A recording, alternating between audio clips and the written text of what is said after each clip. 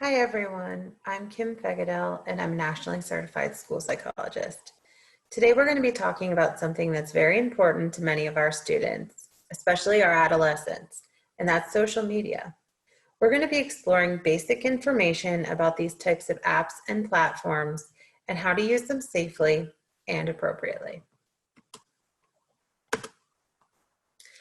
Social media was a very large part of young people's lives before the COVID-19 global pandemic crisis.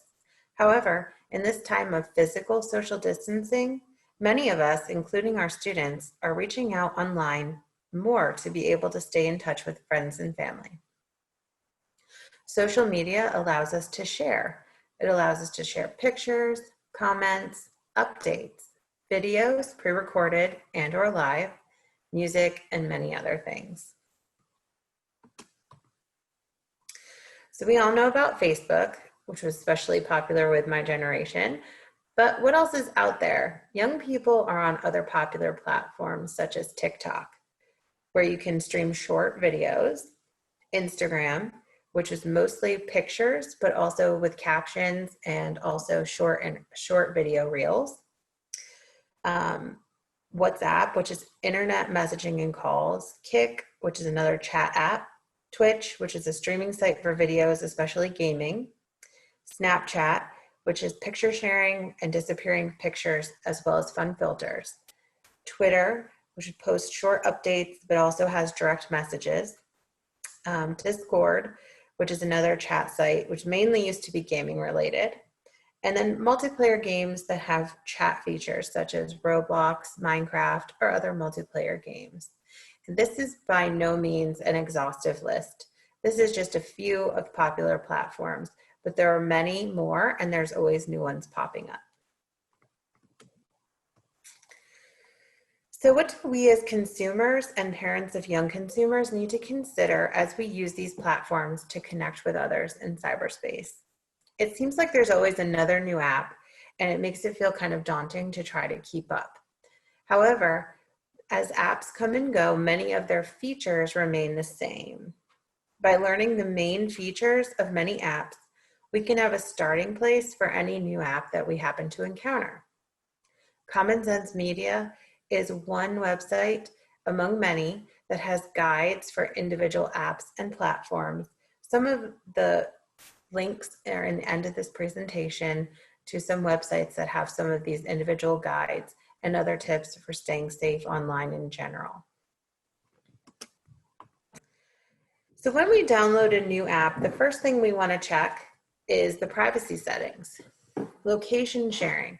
We want to turn this off in the app, but we also want to turn this off in phone settings.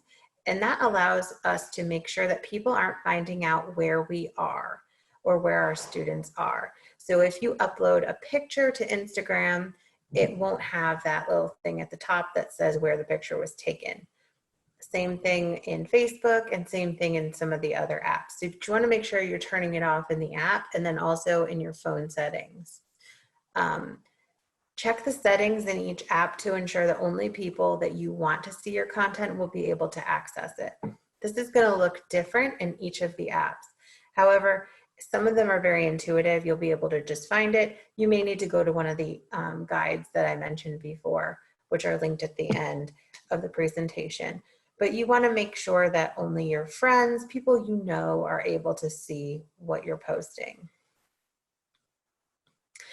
And then some of the other features that you want to make sure that you know how to use and that your students know how to use. How do you block someone if needed? If somebody is bothering or harassing them, how do you block them? How do you report or flag inappropriate content? These social media websites are so big, they do really rely on their users to flag or report content that might not be appropriate. And that way they can look at it and moderate it and decide if that's an appropriate content for their media. So if you're able to do that, that helps keep things safe and pleasant online for everyone. And then another thing to keep in mind, some apps do have a restricted mode, which helps to filter inappropriate content out for young users. If you turn this on in your student's phone or on one of their computers, make sure you go back and spot check that they did not get on there and turn it off. If they do know how to do so, just make sure that that's still on there, because that is important. It also still may not catch everything that might not be appropriate. So you may want to help go through every once in a while and just look at their feed and see what's coming across in each one of the apps to make sure that it is appropriate. So next we're going to talk about safe behaviors. Now that we have all of our settings set up, we need to make sure that we're behaving in a way that's also going to be safe online. Only accept requests from people that you know. If you have your settings set up that it allows only people that you're friends with to see your content, or people that are following you can see your content, make sure that you're only allowing people that you know to be part of those groups. That way you're making sure that your content isn't going to people that you don't know. Avoid oversharing and keep your pictures and videos appropriate. Avoid sharing personally identifiable information. Again, this is just for your safety. If you took a picture of a street sign or your address or something like that, that would be something you would not want to share online, especially to people that you don't know, because that would allow them to then be able to find you, which could potentially be an unsafe thing. Don't share your login information, even if it's somebody who you trust, except for your parents or your grown-ups at home. Do not share your login information with your friends, strangers, or anybody else. We don't want them to go online pretending to be you. Don't stay logged in or keep your phone locked. So if you are especially on a public computer or a shared device, you don't want to stay logged into your accounts. And if you keep your phone locked, that way if it's ever stolen or gets lost, you're making sure that somebody's not logging in and instantly having access to every single thing that you left logged in on that phone. Avoid using anonymous sites which may promote cyberbullying or connect you to people who you don't know. You don't want to post or send anything electronically that you don't want to be permanently available. So things that are temporary, such as like a Snapchat or something like that, they're never guaranteed to be actually deleted. People can cut and paste, they can take screenshots, they can even alter or change things that you said or posted to make them look like something that you did not actually say or post, so they can amend, alter or amend them to be misleading. So you want to make sure you're being really careful whatever you post. And later on, people may come across something and it can potentially be damaging to your reputation later on. Be very cautious about live videos.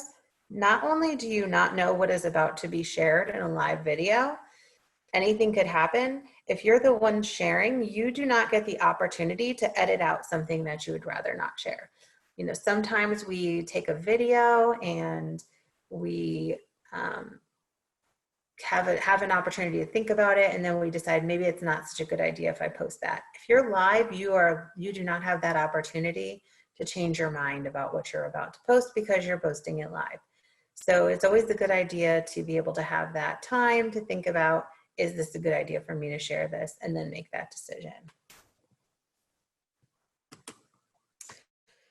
So what are some habits for parents to get in that are good habits? First of all, it's a good idea to set time limits for social media consumption.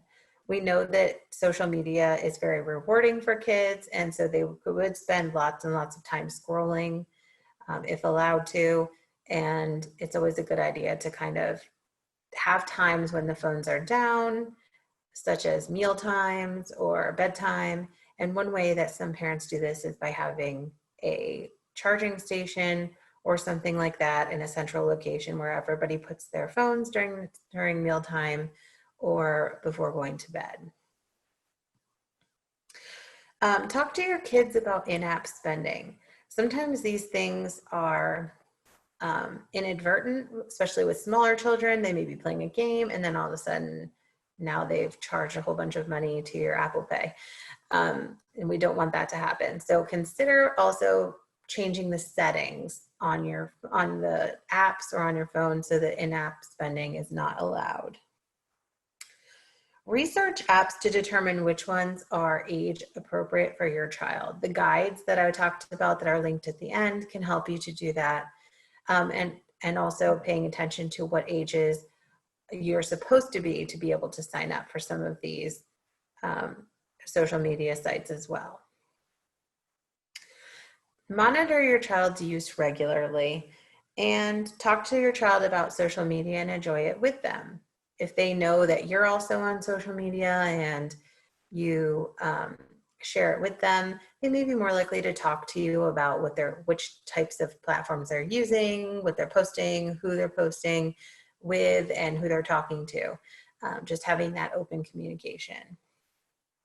Remind students about the potential long-term impact of their online presence.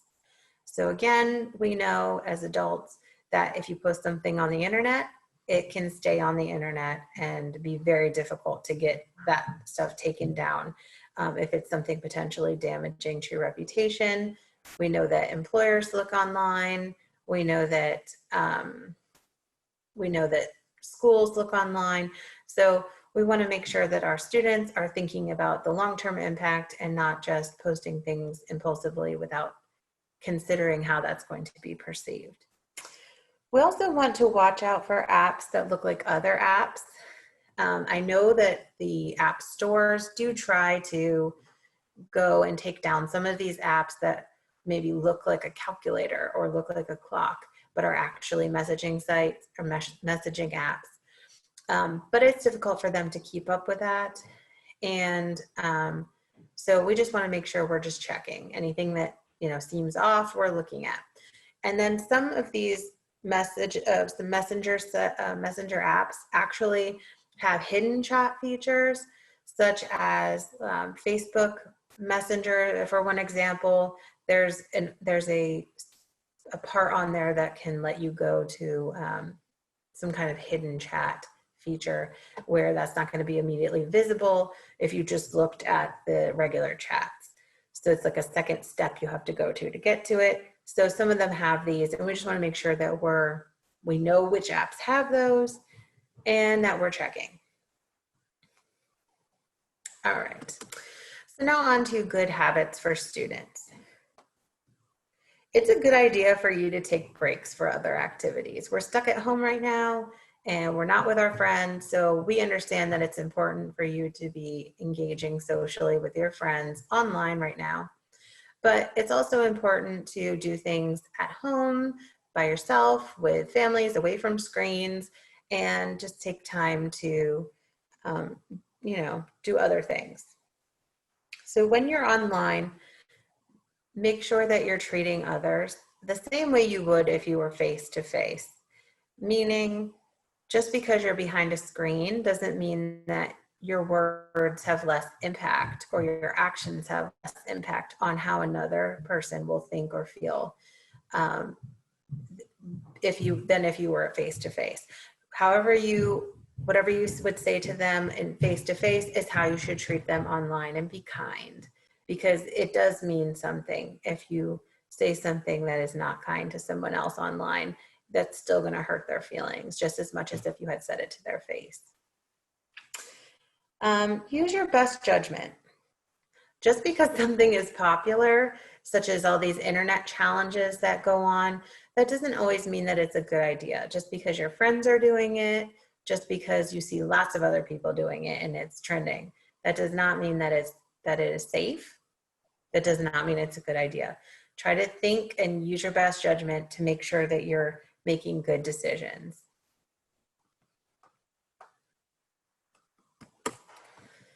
So now if you need more information, here's some websites that you can go to find the guides for different social media platforms to help you figure out how to navigate those privacy settings and other settings for each of those individual platforms.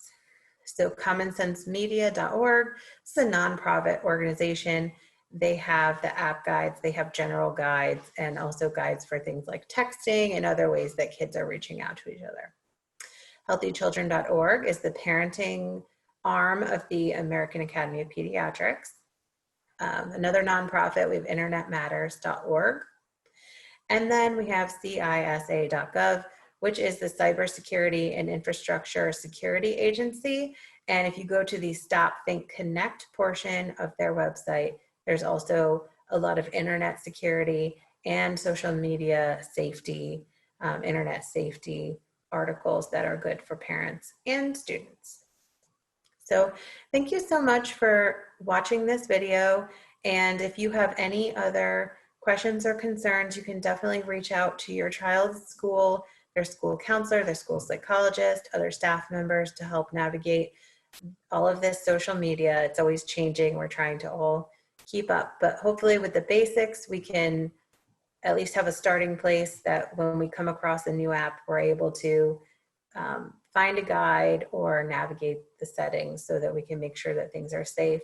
And hopefully our students are behaving in a safe way as well based on what we shared today. Have a great day.